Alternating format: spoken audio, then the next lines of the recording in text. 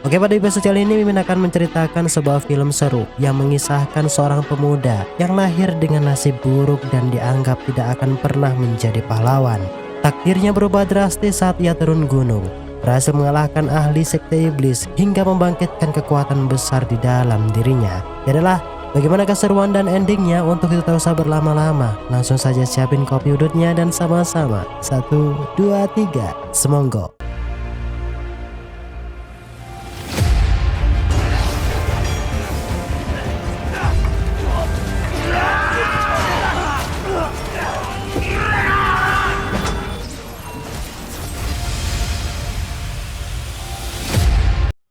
Di awal film, di padepokan Golok Lima Macan, guru tua menghampiri muridnya yang bernama Daseng. Di sini guru tua memberi waktu 1 bulan dengan menyuruh Daseng pergi untuk membatalkan pernikahannya. 月后便是你20岁生辰了。师傅，你还敢唱玩啊你？哎，我的丹药，切记每天1粒。知道了。 Demi reportasi padepokan, Daseng patuh dengan perintah gurunya. 走喽，走喽，走喽！驾！驾！ Di saat pergi meninggalkan padepokan, tiba-tiba ia tersungkur jatuh, yang ternyata Daseng dihadang para pendekar cantik asal sekte 5 racun di bawah pimpinan Duan Qingyao. Karena salah tangkap dan bukan dari sekte iblis. 姑娘，她不想冒教的人。 Dengan santai Daseng memperkenalkan dirinya jika ia berasal dari padepokan Golok Lima Macan. 傻子乌龟短头们， Karena baru mendengar padepokan itu, ia menghina Daseng dengan berkata, pasti itu sekte kampungan yang amat lemah. 哪个是你姐？今天吃娃吧。 Saat akan pergi, Daseng menghadang sebab kuda miliknya terluka akibat ulah mereka. 我的马儿因为你们摔断了腿，这笔账 Yang bahkan Daseng meminta agar mereka semua meminta maaf di hadapan 给 kudanya. 我的马道歉。 Mengerti tindakan tersebut sangatlah bodoh, Xiao yang tak terima seketika melesat menyerang Daseng di sana. 哎，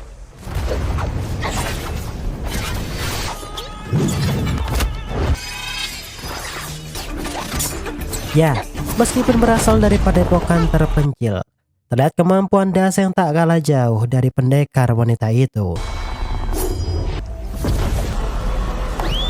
Demi selamat dari amukan, Daseng memilih menghindar pergi dari sana.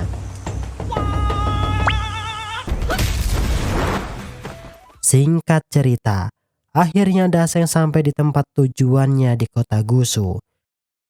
Namun di waktu bersamaan inilah pendekar sekte iblis muncul yang ngebuat penduduk lari berhamburan. 吃饭之前先吃药。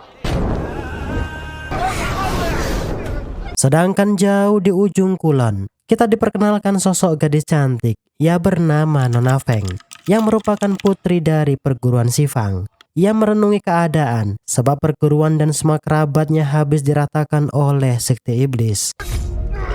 大小姐， Namun dengan tiba-tiba, pasukan sekte iblis kembali datang. Nah, di saat hendak membunuh Nona Feng, untungnya Daseng datang karena tak terima pil dari gurunya diinjak oleh mereka. Karena tak tahu siapa lawannya, Daseng terlihat seoke yang akhirnya mentalnya ciut setelah melihat pemandangan yang 道 tidak 歉啊！ mengenakan. 教没教过你们，壮亮你们了。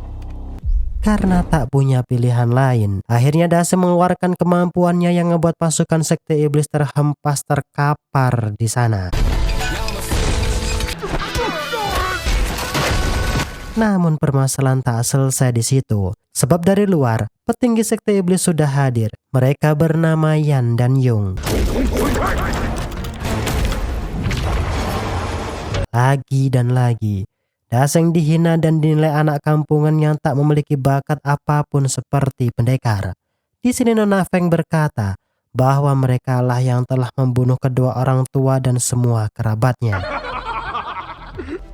Di atas atap juga terlihat Qingyao dan Xiao juga memantau. Xiao dengan mulut pedasnya tetap menghina Daseng yang bakalan mati cepat berhadapan dengan sekte iblis. 被他们所害，就这么跑 Dan 了。 benar saja, tiba-tiba Daseng menghilang yang dianggap pengecut tak punya nyali. 舒服的死法。Namun siapa sangka Daseng kembali muncul saat Nona Feng akan terbunuh. 果然我没有看错人。 Tentu tindakan Daseng ngebuat terkejut Nona Xiao karena memang ada nyali besar berhadapan dengan petinggi sekte iblis.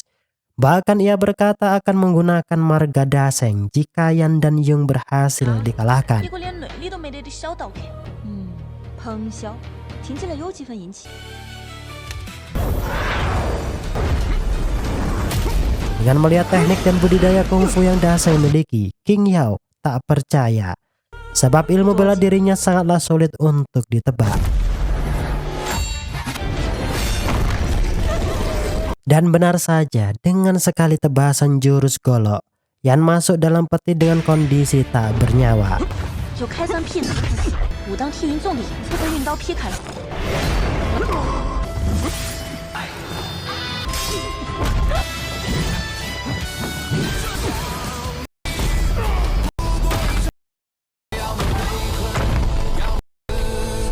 师傅命我延揽江湖少君对抗魔人，如此之怪。 Melihat adiknya tumbang, Yun mengeluarkan teknik jurus tertingginya. Xiao terkejut sebab teknik itu sangatlah membahayakan. Tak bisa dikalahkan oleh pendekar yang kesaktiannya masih di bawah level 5. 血气分天诀， Xiao juga yakin jika Daseng kali ini akan dijemput malaikat maut. 除非他的修为在五品。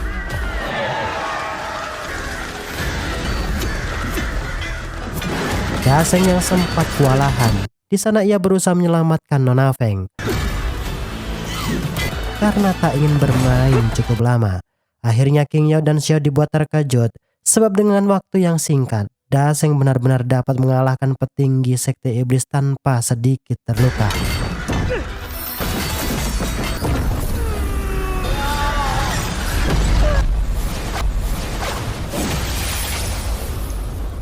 Xiao akhirnya juga tertipu bahwa Daseng bukanlah pendekar rendahan yang dikira sebelumnya. 未曾听说过有人能做到，难道说 Melihat itu semua, King Yao akhirnya menampakkan diri. Di sini ia kagum dengan kehebatan Daseng, yang bahkan King Yao mengajak Daseng untuk bisa bergabung dengan sekte 5 racun. 令人大开眼界？不知少侠可愿与我五毒教荼毒武林，必有苍生福子。 Karena Daseng memiliki misi lain, dengan sopan ia menolak tawaran tersebut. 既然少侠另有安排，我便不再强求。 Nona Feng yang tak punya siapa-siapa, ia memohon agar Daseng bersedia membawanya. Ia bersedia menuruti apapun yang diminta oleh Dafeng. Merasa iba, Daseng akhirnya menuruti permintaan tersebut. Singkat cerita, pagi harinya, Daseng kembali melanjutkan misi untuk menemui keluarga Murong dengan tujuan membatalkan perjodohannya. Dengan penasaran, Nona Feng menanyakan obat apa yang selalu dibawanya. Daseng menjelaskan dengan singkat bahwa ia terlahir aneh, merdian tubuhnya tersegel dan nyawanya berjangka. Gurunya sangat sayang dan selalu membuat obat spiritual guna memperpanjang nyawanya. Alasan itulah kenapa sang guru memberi waktu Daseng 1 bulan untuk kembali ke padepokan, karena obat tersebut hanyalah 老夫一 30 律 butir. 的话，就等着经脉寸断。 Di pertengahan jalan, Daseng paprasan dengan seorang peramal. Ia memberitahu bahwa keluarga Murong hendak menggelar sayembara. Siapapun pendekar yang menang akan diberi hadiah besar serta akan dinikahkan dengan anaknya. 比武招婿，这消息翘首以盼呐。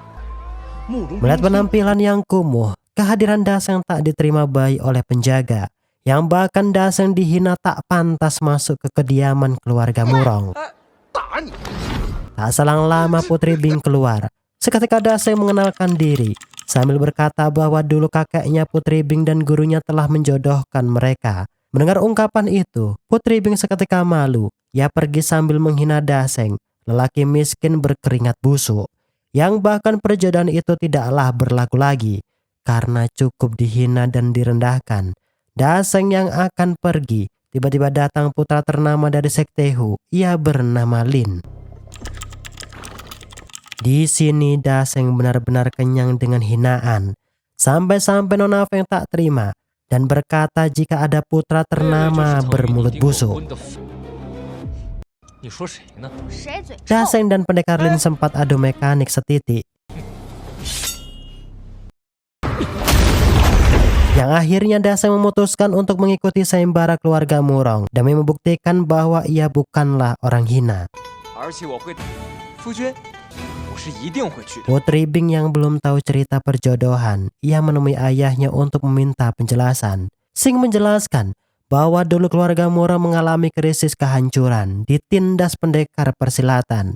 Bahkan kakeknya hampir tewas dihabisi para penjahat. Namun untungnya diselamatkan pendekar pengembara yang bisa menyelamatkan semua keluarga Murong.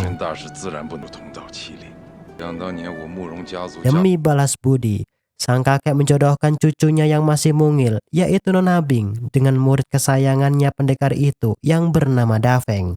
Sing kemudian mengatakan, karena sang kakek sudah tiada, ia memutuskan mencarikan Nona Bing jodoh terbaik lewat sayembara yang akan digelar. 哎，小心！ Melihat para pendekar berkumpul, Dafeng ikut melihatnya, yang ternyata mereka akan merebutkan baju sirah kuno Tianji. 又在其中混入 Pendekar 了 tua 玄 itu 天与 berkata siapapun yang mampu mengambil zirah ini, dialah pemiliknya. 成了是举世无双的天机玄教。 Mengerti konsekuensinya sangat besar, pendekar di sana tak ada yang berani maju. Nah, dengan tiba-tiba inilah, salah satu pendekar sekte Kunlun yang bernama Zhong Yu mencoba keberuntungannya. 习大弟子昆仲玉， Namun hal itu nihil dilakukan. Di sini Dafeng sudah menduga dari awal jika pendekar itu hanyalah sok-sokan saja. 昆仑派是他呀，强行用真。 Tak selang lama, mereka dikejutkan suara tiupan seruling, yang ternyata ia merupakan tuan muda sekte kipas api yang bernama Ziting. 出楼少主， Dengan kemampuan budidaya yang dimiliki, terlihat Ziting mampu memakai zirah kuno Tianji. Namun Dafeng merasakan hal bahaya, yang ternyata energi Ki Ziting tak mampu menerima kekuatan besar dari zirah tersebut, yang ngebuat nyawanya dalam bahaya. 强行带甲会有性命之忧。 Dengan tak disangka inilah, Daseng menerima dengan mudah baju zirah tersebut, yang hal itu membuat para pendekar tak percaya. Bahkan Zhong Yu menuduh jika Daseng melakukan kecurangan. 大圣哥， Di sini Daseng kemudian memberi kesempatan pada semua pendekar. 你当真要扒下我身上的证？绝不反抗。 Dan benar, Zhong Yu seketika terhempas tak kuat menerima damage zirah tersebut. Secara cuma-cuma inilah, Daseng memberikan zirah kuno Tianji pada Nona Feng yang sudah dinetralkan. 大圣哥， 这是我送你的第一件礼物。 Sebagai ungkapan terima kasih, Ziting menelaktir makan di kedembok Darmi. Ziting juga ngomong, ia salut dan tak percaya jika Daseng memiliki kemampuan yang tersembunyi. Di samping itu, Nona Feng diculik pendekar dari geng Siha. Daseng yang mendengarkan hal itu seketika datang seorang diri menuju markas utama geng Siha. Di sini Daseng tentu sangat senang melihat Nona Feng selamat tak jadi digenjot. Yang ternyata ia berhasil diselamatkan pendekar tua tetua sekte Tang yang bernama Chang Seng. Di sini ia memanggil Daseng guru yang ngebuat Nona Feng bingung. 是你徒弟？ 唐他是我的开山大弟子。 Sebab secara usia Daseng masih muda, yang ternyata dulu Daseng pernah membantu tetua Tang mengobati kerabatnya yang hampir tewas. Yang padahal tetua Tang merupakan tabib ternama yang terkenal di segala aliran sekte. 贤妻，请收我为徒。 Tetua Tang juga berkata jika zirah Tianji lah yang menyelamatkan Nona Feng dari genjotan hangat. Daseng yang tahu betul kejahatan geng Siha yang menginterogasi orang itu sambil menjepit bijinya. Disinilah Daseng mengobrak-abrik markas utama geng Siha untuk ia musnahkan.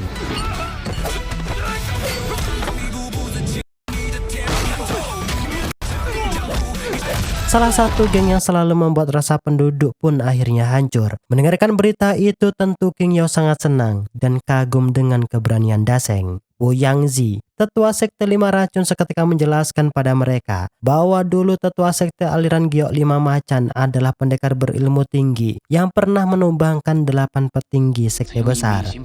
Namun ia berkultivasi mengasingkan diri dan tak ada yang tahu di mana keberadaannya.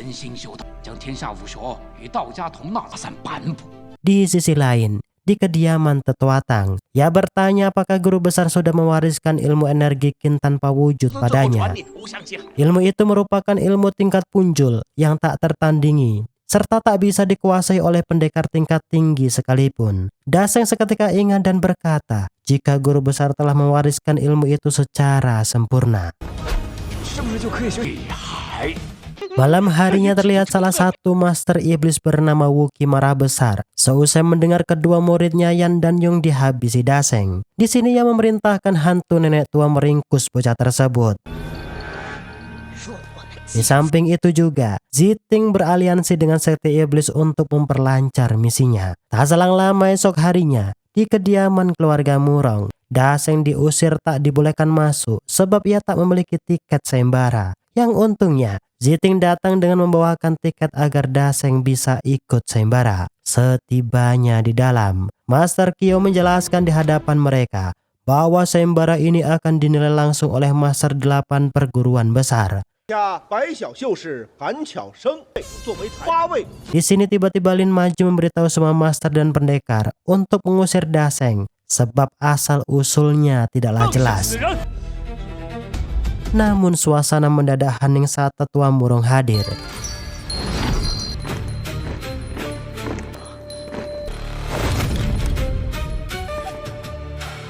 Tetua Murong salut dengan keberanian Daseng yang bahkan ia diberi izin ikut sayembara. Daseng yang selalu dicemooh, ia berkata di hadapan semua pendekar, jika hari ini dirinya kalah, maka selamanya ia akan meninggalkan dunia persilatan, yang bahkan ia akan menyegel energi Qin-nya serta melenyapkan semua kultivasinya. Singkatnya, sayembara babak pertama pun dimulai. Di sini mereka harus bertarung tangan kosong. 6 pendekar yang lolos akan maju di babak kedua.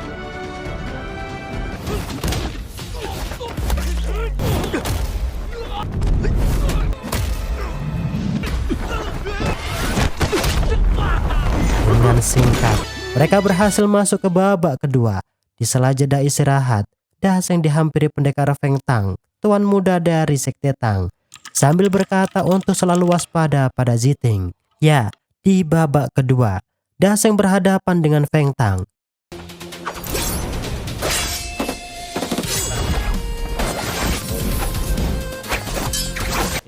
Dengan mudah, telah Daseng berhasil mengeluarkan Feng Tang untuk maju ke babak ketiga.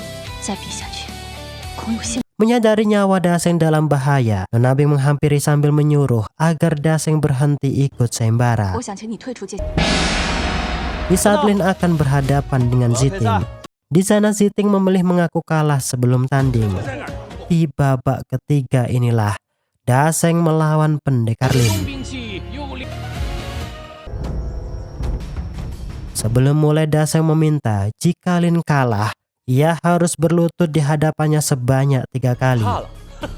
Begitupun sebaliknya.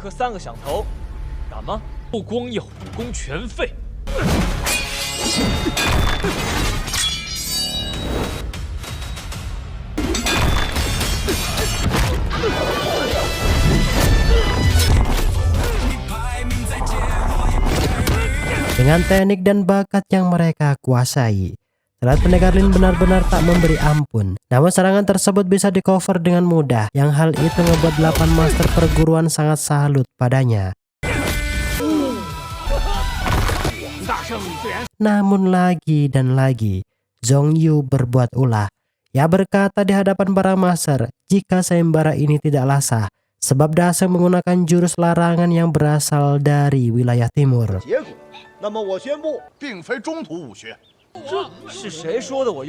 Yang bahkan asal-usul Daseng dan perguruannya tidaklah dikenali. Saat tersudut, tiba-tiba King Yao Sekte 5 Racun datang memberi pembelaan dengan berkata bahwa aliran Golok Macan adalah perguruan lurus yang diakui dunia persilatan tempo dulu. Dengarkan ungkapan itu, tidak ada satupun pendekar yang berani menyanggah. Dari sini tentu jelas Sekte 5 Racun amatlah disegani.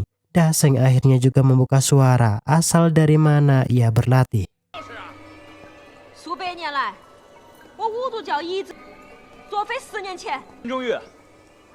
Mendengar hal itu sontak semua master terkejut karena kungfu yang dipelajari Daseng jurus-jurus kuno paling legendaris yang sempat hilang dari dunia persilatan.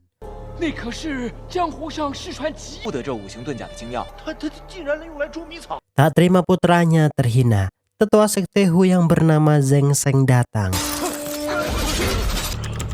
Melihat tindakan yang arogan, si menggeretak untuk beretika lebih sopan di tempat orang. 是爹没用。这小女比武招亲的日子，免太不把老夫放在眼里了。慕容家主见谅，今日犬子